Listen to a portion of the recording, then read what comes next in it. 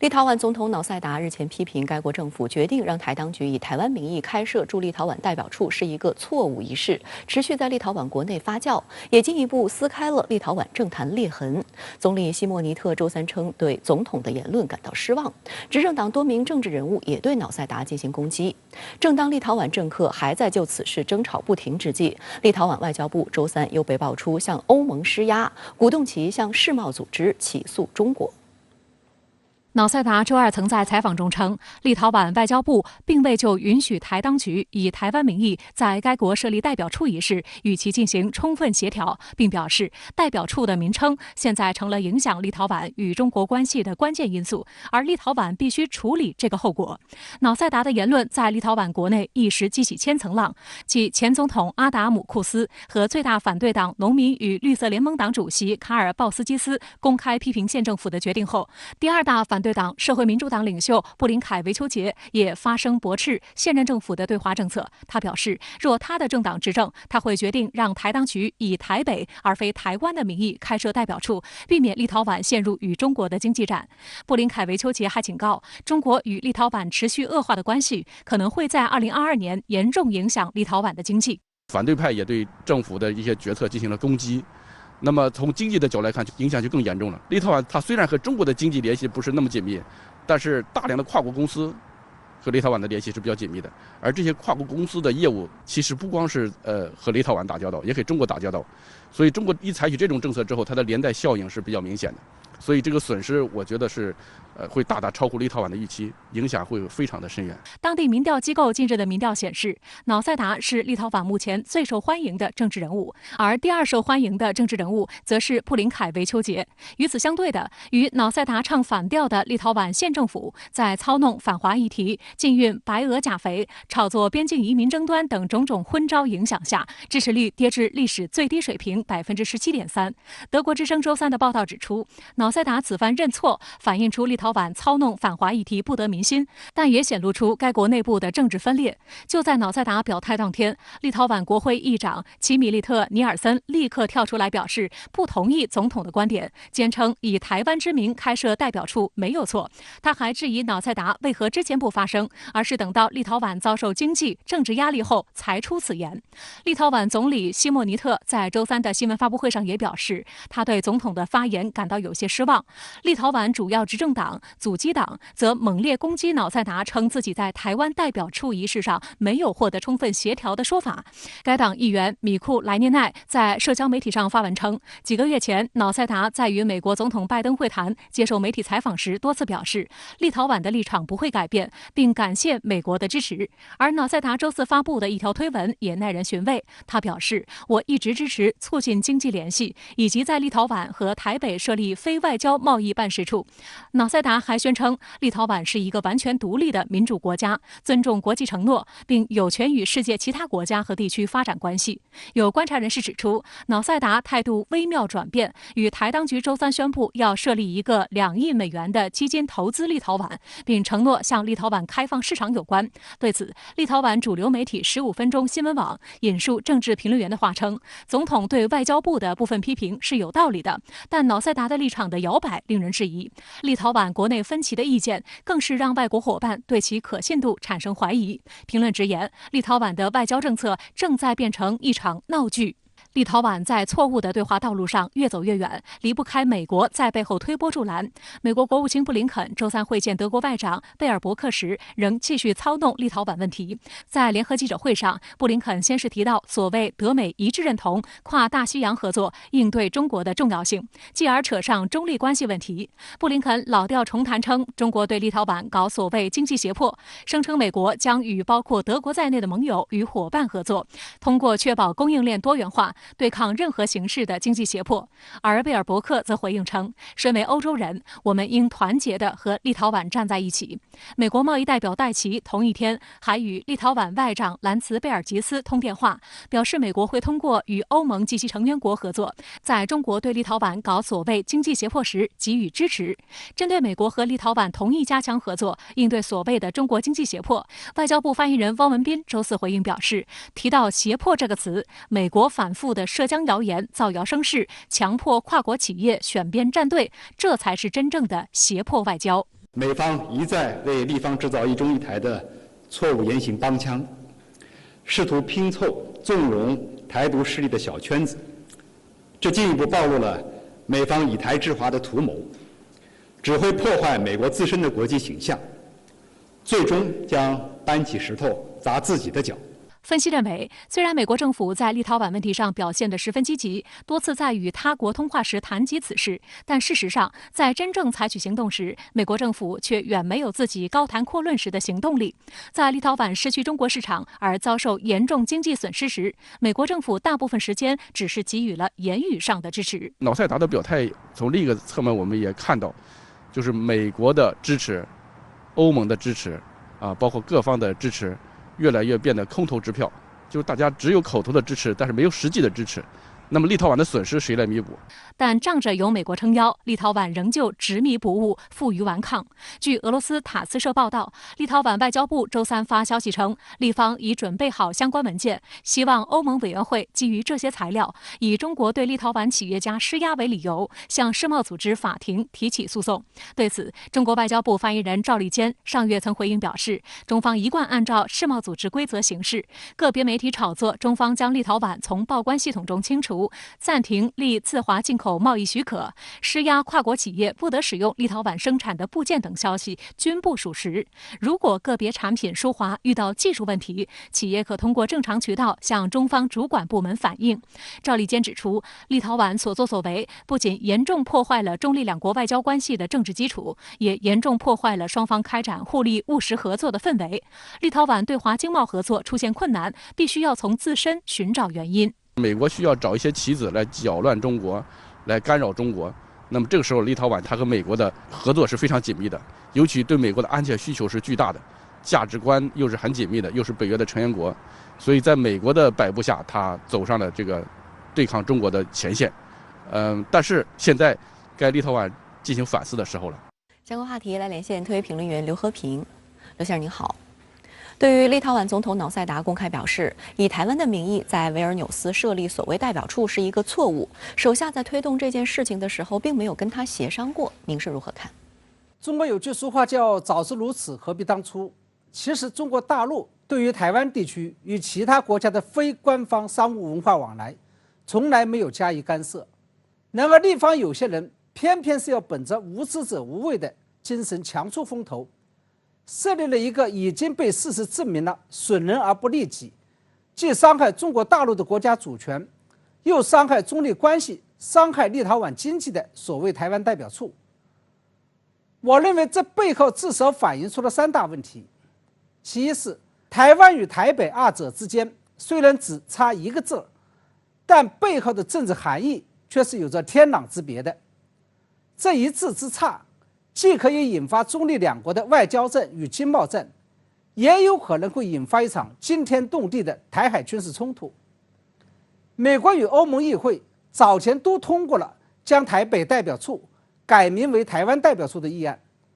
但两方的政府最终都不敢把这件事情兑现。这背后的原因就在于他们知道此举意味着什么。其二，它说明立方有些人对于当前的国际大趋势，尤其是中美博弈的大形势认识的不够深刻，以至于稀里糊涂的就成为了别人手上的过河卒子。要知道，美方正是因为不敢在台湾问题上公然跟中国破局，才会找到立陶宛这个代理人的。同时在这件事情上，立陶宛不仅被美国利用了，也被蔡英文当局利用了。这个也就说明立方有些人在外交方面的智商的确是令人担忧的。其三，我认为这背后还反映出了立方的宪政体制存在着严重的问题。立陶宛宪法规定，总理负责推动国家内政、经济与外交、国防等大政方针，但与此同时，总统又负责监督外交政策，并代表国家参加欧盟等国际会议。这就导致了外交政策不知道由谁说了才算的这么一种现象。于是我们就看到一个奇葩的现象：立陶宛总统说设立台湾代表处是一个错误，而外长则公开顶撞说这事不仅做得对，而且要坚定不移。要是换在其他国家，这种犯上作乱的外长早就卷铺盖走路了。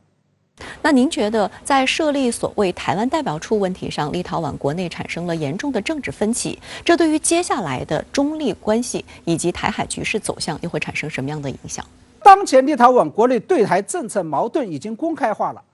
那就至少说明了：第一，中方制定的惩罚立陶宛的目的，不是为了把立陶宛进一步推向美国与台湾的怀抱，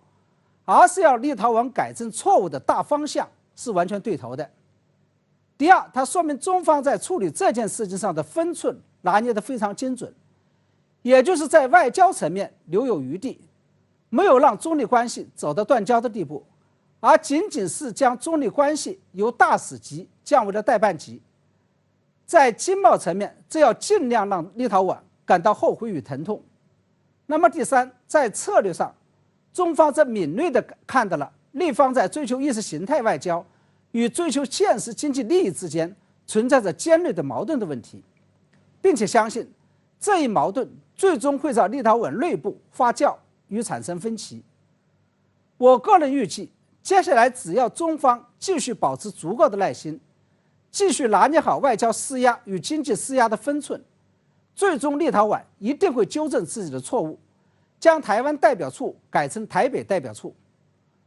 假如中方最终赢得了这场中立外交博弈战，那它意义将会是非同寻常的。第一，这将会是中国大陆在打击台独势力上赢得的又一个重要战役。因为蔡英文当局推动设立所谓的台湾代表处，其目的绝对不仅仅是要拓展所谓的台湾国际空间，而是要在国际上为台独证明。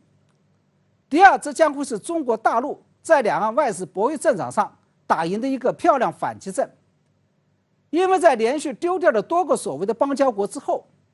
蔡英文当局为了反制中国大陆，把目光盯上了中国大陆的邦交国，企图在这些国家搞所谓的双重承认。而立陶宛设立台湾代表处，这是他们打响的第一炮。那么第三，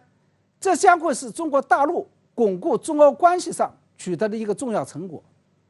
蔡英文当局这次企图在中东欧小国立陶宛身上谋取外事突破是有原因的。这个原因不仅仅是因为中东欧小国曾经受过苏联的意识形态统治，以及跟现在的俄罗斯存在过节，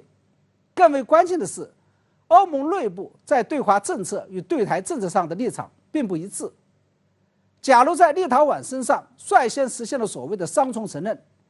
那接下来就会有更多的中东欧小国跟上，并形成法不责众的这么一种效应。相反，假如立陶宛这次不幸成为了遭到枪打的出头鸟，那其他中东欧小国就会引以为戒，避免在台湾问题上步其后尘。除此之外，我还认为，由于立陶宛背后撑腰的大老板是美国，因此假如在中国大陆的压力下，立陶宛将台湾代表处改成了台北代表处，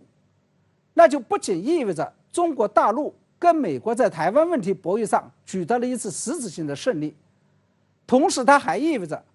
两种不同的外交理念在立陶宛的一次短兵相接与正面交锋中，中国大陆推出的互惠互利经贸外交政策占据了上风，而美国推出的意识形态外交政策则遭遇到了挫败。我想正是因为这个原因，美国国务卿布林肯最近才会使出吃奶的力气，企图动员所有的欧盟成员都站到立陶宛与美国这一边来。好的，谢谢刘先生跟我们共同在线分享您的观点，谢谢。据香港大公报报道，全国政协副主席、国务院港澳办主任夏宝龙周三在深圳会见香港特区第7届立法会议员。由于疫情缘故，当天只有部分议员到场。夏宝龙表示，实践证明新选举制度符合一国两制原则，也符合香港实际情况。夏宝龙还向议员提出5点希望，并向每位议员赠送4本书，分别是《中华人民共和国宪法》、《中华人民共和国香港特别行政区维护国家安全法法律汇编》、《香港特别行政区制度法律文件》以及《一国两制下香港的民主发展白皮书》。深圳卫视驻港记者还采访了参加会见的何君尧议员，来听听他的参会及履新感受。夏宝龙对第7届香港特区立法会议员表示，回归以来，立法会偏离了其宪制地位，成为策动反中乱港活动的主要平台。未来要把握好香港特别行政区立法会的宪制地位。中央政府真心实意在香港搞民主，香港民主发展要符合自身实际情况，符合一国两制原则，走香港特色的路，绝不能照抄照搬西方一套，不能在民主幌子下成为对内地实施颜色革命的桥头堡。我们要建立符合一国两制要求、具有香港特色的民主制度。香港当务之急是聚焦发展经济、改善民生，破解长期积累的深层次问题。深圳卫视注意到，特区政府班子主要官员任职后，中央领导和他们见面交流是惯例，但这次是中央领导首次与特区立法会议员集体见面，并进行任职谈话，充分体现了一国两制下的宪制秩序，也体现了中央对香港的关心支持。参与会见的何君尧议员对深圳卫视表示，夏宝龙和他们议员会面中分享了很多观點。一方面佢恭賀我哋成功當選啦，另外一方面咧，亦都係有鑑於喺我哋完善香港特區嘅選舉制度之後產生嘅新一屆第7屆嘅立法會議員咧，係寄予厚望。同時，我哋要發揮得到咧，作為議員咧，要監督政府喺施政過程裏邊咧，唔好有錯漏。咁所以作為議員，必須要喺呢一方面咧，要保持清醒，要明白到自己係嘅嗰個職責所在喺邊度。其實夏寶龍他是代表着中央與地方的立法機構的重要公職人員做一個任前談話，同時也是在表明這個香港地區的這個立法會選舉，它是一個地區層面的，香港地區的這個立法會也是一個地區層級的立法機構。另一方面，其實也表明了中央對這個香港地區的這個立法機構將來怎麼推動特區良政善治呢，還是有很高的期許的。夏寶龍表示，當選的議員都是愛國愛港人士，全面落實了愛國者治港的原則，維護了中央對香港的全面管制權，鞏固了香港由亂到治、由治及興的發展局面，重塑香港的選舉文化與政治架構，對一國兩制實踐運用正確的道路行穩致遠，對香港保持長期繁榮穩定、長治久安，對實現良政善治的新架構產生深遠影響。夏寶龍指出，要從兩方面把握好香港特別行政區立法會的憲制地位。第一，香港特區立法會是單一制國家下的地方立法機關，其權力全部來自中央通過基本法作出的授權，且受到中央作為授權機構的監督。議員在立法會中的言行也要遵守基本的政治規矩。第二，香港特區立法會是行政主導體制下的立法機關，與行政機關是既相互制衡又相互配合，且重在相互配合的關係，這是基本法規定的香港政治體制的重要內容，也是香港特區立法會行使職權、進行運作的基本遵從。政治規矩咧，呢個係一個政治嘅倫常嘅理解，要明白一樣嘢，你如果冇政治規矩咧，你啲嘢就會亂。譬如係擔任一個重要嘅一個管治者嘅職位，原來你嘅心係向外嘅。心存有意念嘅，咁你究竟係要為自己國家利益嚟作出保障，還是為別國嘅利益嚟作出保障呢？不能夠要有任何偏差，呢一樣嘢亦都唔能夠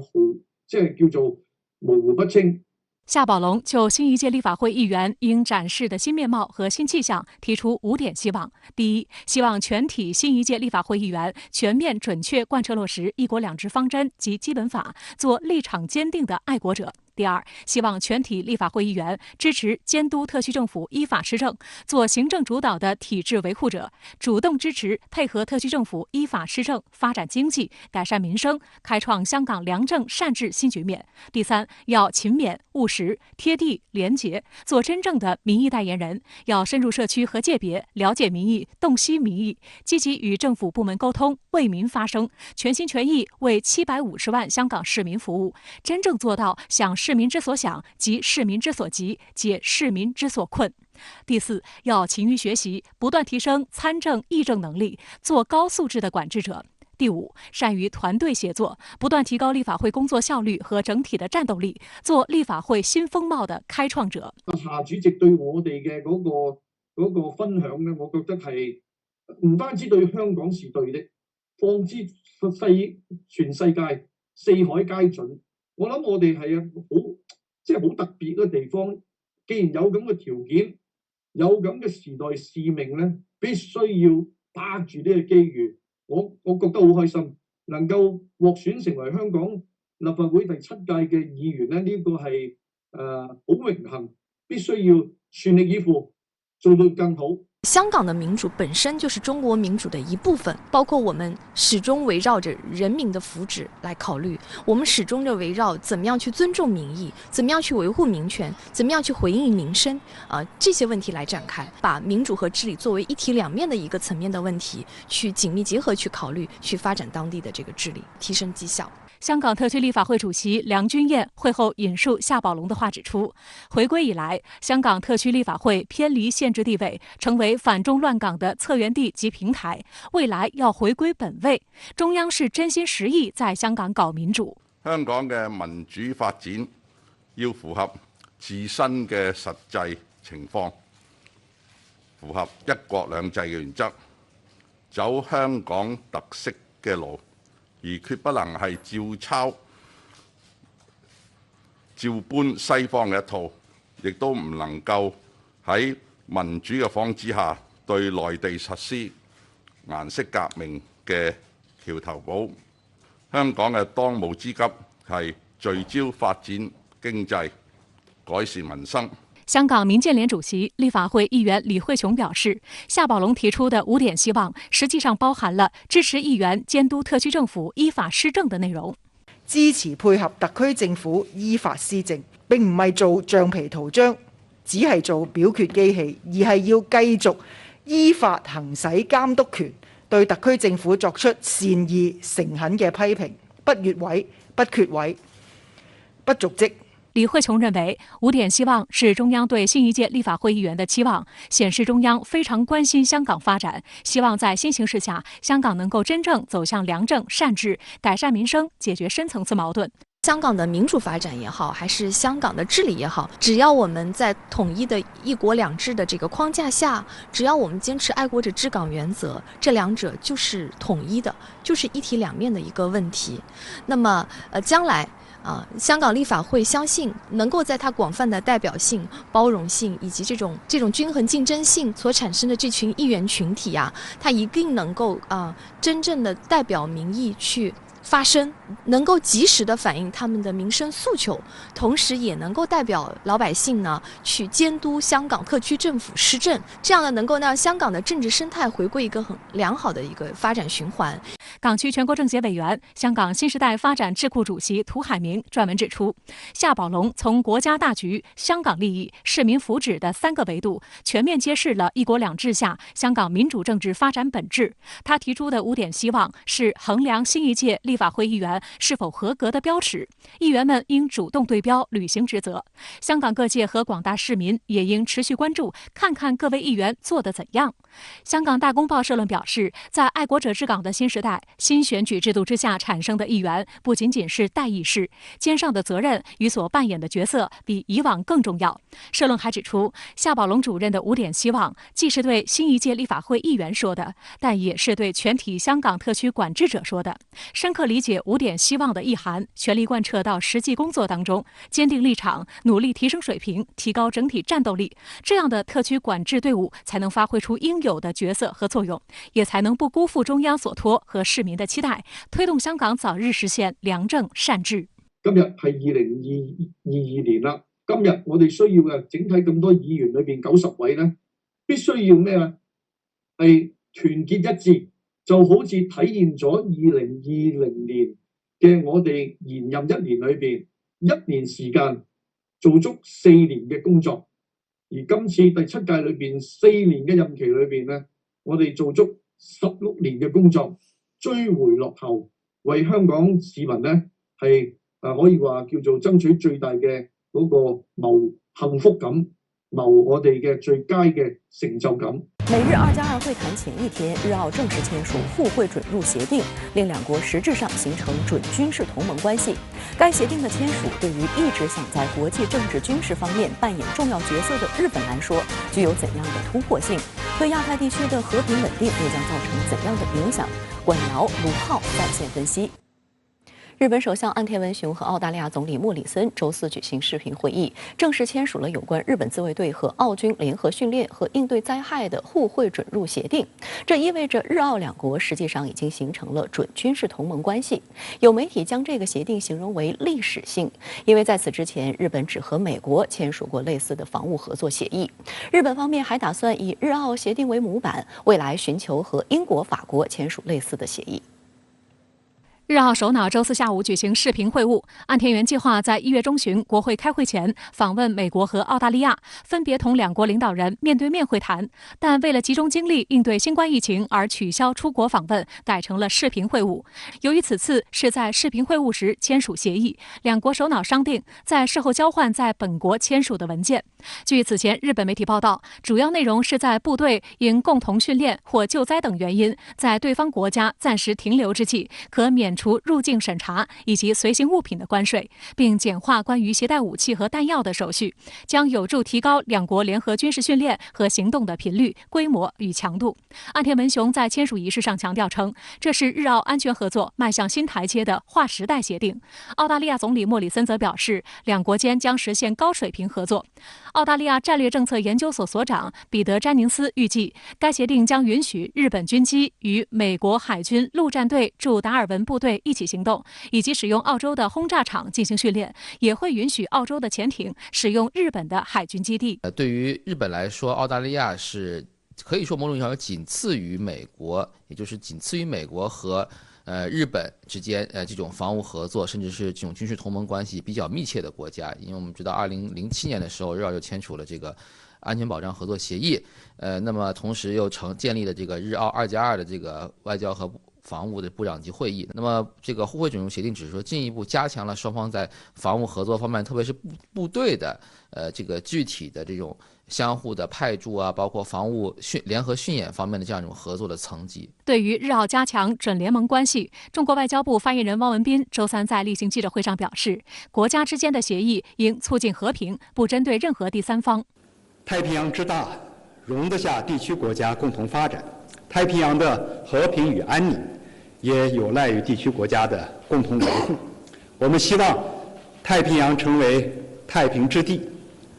又启动互惠准入协定谈判达成一致，但因日本死刑制度等细节问题而陷入僵局。废除死刑的澳大利亚要求军方相关人员若在日本犯了重罪，也应适用豁免。后双方就此达成一致。日本政府打算以此次日澳协定为模本，力争与其他所谓志同道合国家缔结相关协定。日本已与英国在去年10月启动谈判，法国也有意与日本缔结协定。我们的这个立场就是，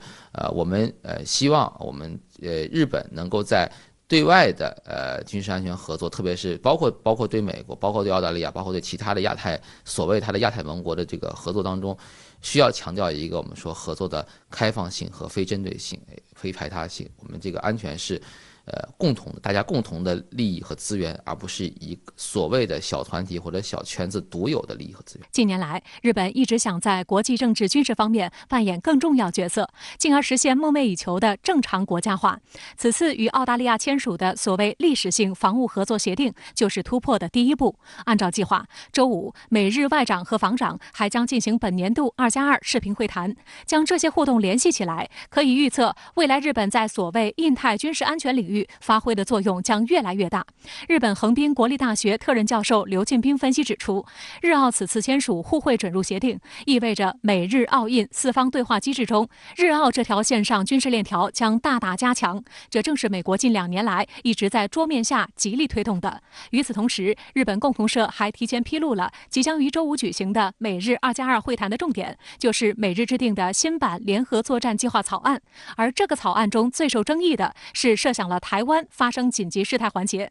根据计划草案，日本将允许美军在必要时于西南诸岛建立临时攻击基地，这实质上等同于日本也将卷入美日设想的所谓台海有事的冲突之中。刘庆斌认为，日本积极寻求与澳大利亚和美国形成更深层的军事联系，实际上与日本前首相安倍晋三等人近期接连冒出台湾有事等于日本有事等激进言论是相互呼应的。从自民党目前的行事逻辑来看，安倍派系的如意算盘是不仅要利用台湾问题修改日本和平宪法，甚至想在修宪后光速完成征兵法的制定。日本问题专家卢浩同样指出，与美国和澳大利亚等所谓盟友的防务合作，只是日本给自身安全能力松绑的一个环节。通过这些对外的防务合作，最终的目的是要倒逼日本国内在安保法治和政策方面的转变。那么日澳这个实际上属于的是日本对外军事合作或者对外防务合作的一个环节。那么除此之外，其实日本在自身就是我们经常说的